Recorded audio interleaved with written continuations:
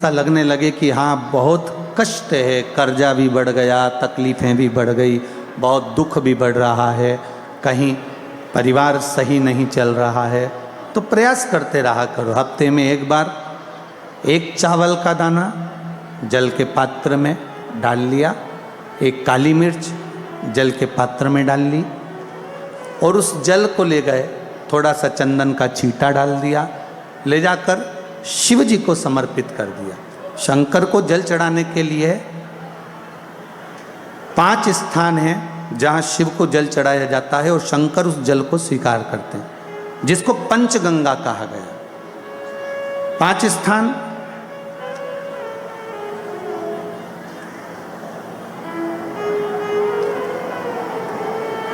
अच्छे से समझ लीजिएगा, जब भी शिव मंदिर में जाएं तो ये 5 स्थान शिव को जल चढ़ाने के लिए जे रखा है। शिवलिंग, गोल जलाधारी, ये चरण जहाँ से पानी नीचे की ओर जाता है। शंकर भगवान के 13 बच्चे हैं, 13 की 13 बच्चे, शिव जी का संपूर्ण परिवार, 33 कोटि देवता, 64 योगनियाँ, सब शिवलिंग के आसपास में।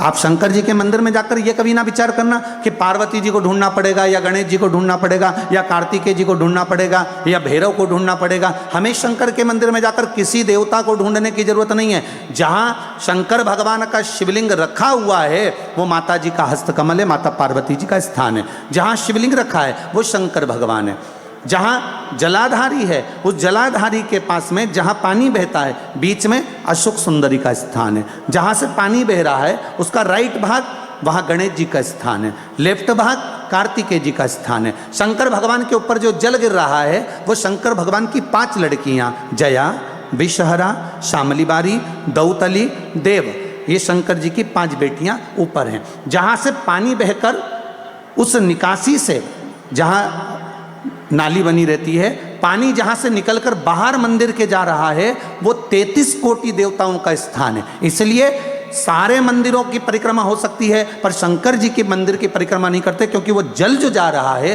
वो 33 कोटि देवताओं का स्थान है, उसको हम लांघ नहीं सकते। वो स्थान जल चढ़ाते समय आप इसका स्मरण रखें। पानी का जब पात्र लेकर जाते हैं मंदिर के अंदर, सबसे पहले शिव जी का जो जलाधारी है उसमें राइट भाग पर अपनी मनोकामना कर कर जल चढ़ाएं, फिर लेफ्ट भाग में चढ़ाएं रोग मुक्ति के लिए।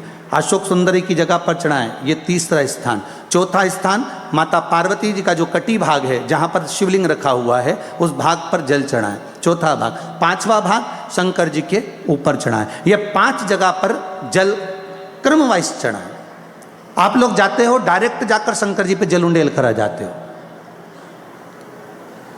सीधे गए और शिव जी पे जाकर आपने जल चढ़ा दिया।